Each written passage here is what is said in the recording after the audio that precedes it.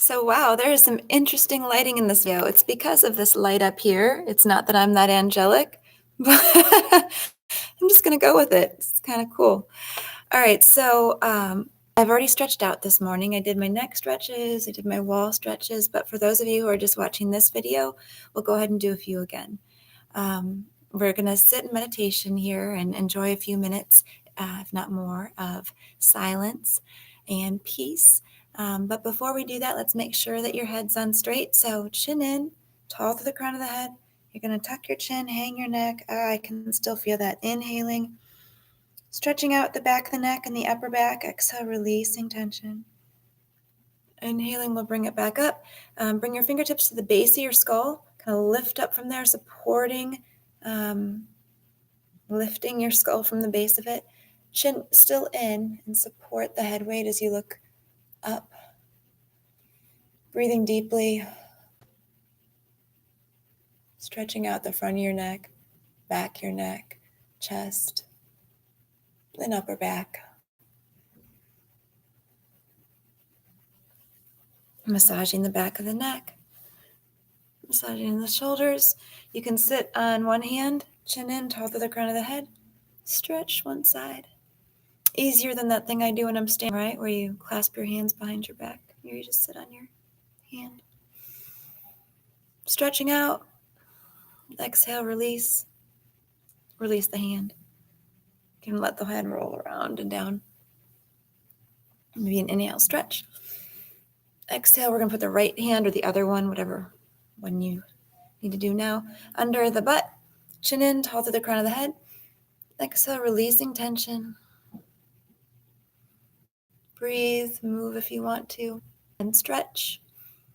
On an inhale and release on your exhale, releasing the hand, releasing the head around and down. Okay, so neck's pretty good now. Shoulders pretty good.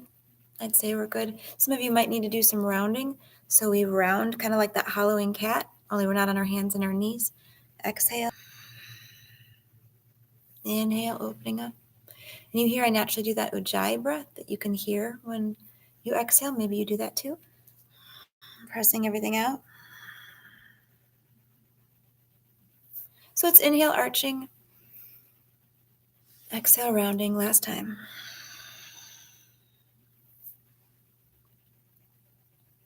Okay. Now make sure your feet are flat on the ground. I have to move my chair back a little bit to get my feet flat on the ground. And sitting up tall, so you've got a nice little curve in your back, little lumbar curve, and then your kyphotic curve, so your back goes like this, not quite as exaggerated. Chin in, tall to the crown of the head. Hands are open. I like to have my hands open like this. There's different mudras we can do, and you could have your hands flat down.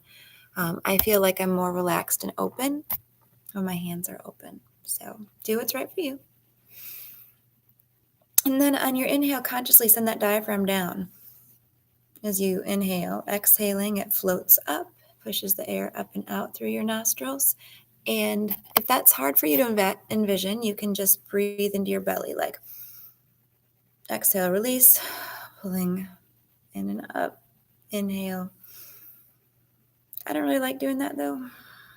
I was taught that I can anchor my tummy and just breathe down with my diaphragm. So diaphragm's a muscle that sits at the base of your lungs. And as we're babies, we breathe diaphragmatically. Inhaling, the diaphragm goes down. That's its active role, pulling air in behind it as it opens the lungs up, and that air follows the vacuum that's created as the lungs grow longer. And then exhaling, the diaphragm floats up, pushing the air up and out. And then when we get tight, when we stress, this becomes locked up, and we just breathe in our chest, right? So when we relax, we send that diaphragm down, it helps us relax, triggering our parasympathetic nervous system. Nice, warm, fuzzy feelings of relaxation. So continue breathing with me, focusing on your diaphragm. Maybe another minute, watching it go up and down.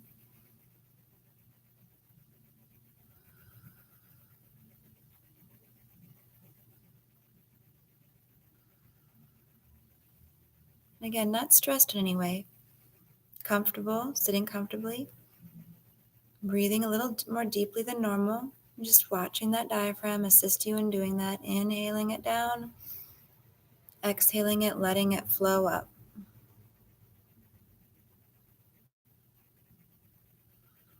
Now, this is enough for meditation. You can just focus on this.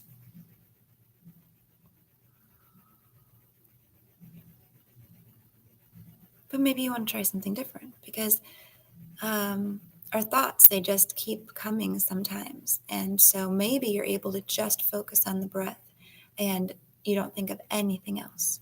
And that's great. And then eventually you'll stop focusing on the breath and you'll be thinking about nothing, absolutely nothing. You'll just be in deep stillness. And that is a beautiful place to be. So I wish that for all of you. If you need more to think about, because like the brain, I once read in this book, Eat, Pray, Love. The book was way better than the movie, by the way. I couldn't even make through the movie. But in the book, Richard from Texas explains that the brain is like a toddler, and its toys, its thoughts are its toys. It likes to play with its toys, its thoughts. And if you just take the thoughts away, if you're like, no, you can't think of anything, you have to just think of nothing, your mind might rebel, probably will, and start kicking and screaming, or maybe you just start thinking about your grocery list, what you have to do today, things like that. But in meditation, we want to just wash the mind. We just want to give it a break, and don't worry, don't be afraid to let all your thoughts go blank. They'll still be there. In fact, they'll be more clear. It's kind of like when you do a defrag on your computer, because your computer just gets cluttered with unnecessary stuff, and so you do the system restore where it gets rid of the junk you don't need, and then you're that much stronger. And you can think of like a muscle, like if you're holding your fist in it and it starts to weaken, and the best way to get that strength back is to completely relax it, completely let it go, and then you'll have that strength again. So your mind will be clearer. In fact, if you've got monkey mind like all over the place and you do this meditation, you hit the reset button, just cleanse your mind of everything and then power it back up, you'll find there might be really important tasks that you think of right away. Like sometimes I'll be in meditation and then all of a sudden I'll be like, oh, I have to send that email. And somebody could say, that's bad. You should have just stayed in meditation. But then I'll go sit back down in meditation, and then maybe I'll get that next thing that I need to do it's really important. And I would have forgotten as I was just spinning on a hamster wheel of thoughts that weren't really helping me, So you can just breathe diaphragmatically if that works for you. That works for me. But I remember when it didn't. I remember when I needed a mantra. So if you need to give the mind something to think about, because the breath isn't enough and it keeps thinking about other things, a couple things you can try. One, you can focus on something like joy, peace, or love. So if you just focus on feeling love, like feeling it in your heart, universal love, not even necessarily like romantic love or even love for your child, although that would work, just concentrating on love. That might be something better for that toddler mind to play with and to fixate on. Another thing you can do is a mantra. The basic mantra students are taught in my tradition that I was trained in at the Himalayan Yoga and Meditation Center in Palatine, where I went through my yoga teacher training. The meditation they give everybody to start with is so hum. And so I would inhale so and exhale hum. So inside my mind, not out loud. Inhaling to the thought of so, exhaling to the thought of hum. That might work for you. You can try that. That was okay for me, I guess. But on World Peace Day, it was October 10th of 2010. Those of us who volunteered to come and spend an hour in meditation, meditating on peace, were given a special mantra. And this mantra has stayed with me forever, and I want to share it with you now. So that mantra is Om Sham, and this is how it works for me. I inhale to the sound of Om, and then I exhale to the sound of my inner voice going Sham. Inhaling Om, exhaling Sham. My neighbor is arriving, so it will be a little harder to focus on meditation in this video now, but you can inhale to Om, exhale to Sham. Another idea you can do is focusing on the colors. My dad used to do this meditation where he would focus on, like, you close your eyes and you visualize the color red.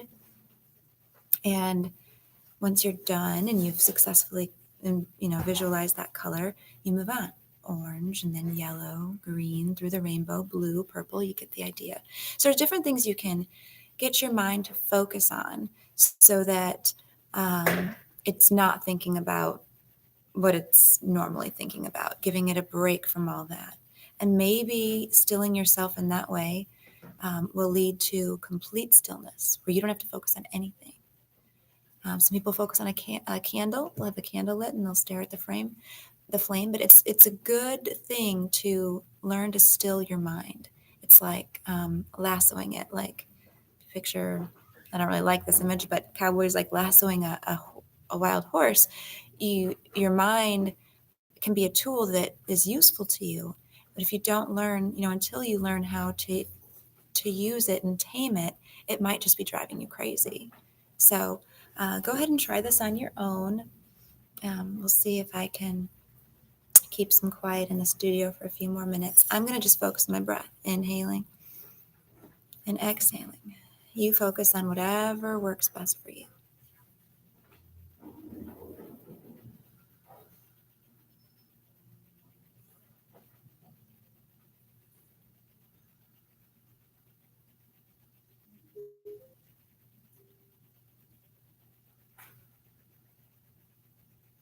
For me, each breath is like washing my mind. So just like the diaphragm goes down on my inhale and floats up on my exhale, I could picture something like washing. Inhale, exhale, gently washing my mind, just like brushing my teeth in the morning.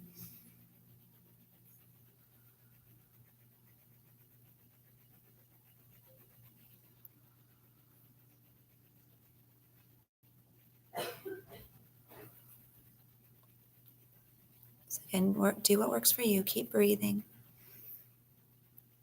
And at first, it might only be 30 seconds or a minute. By the end of the week, you might get to 3 minutes. You're like, wow, I meditated in stillness for 3 minutes. Good job. And it grows and it grows.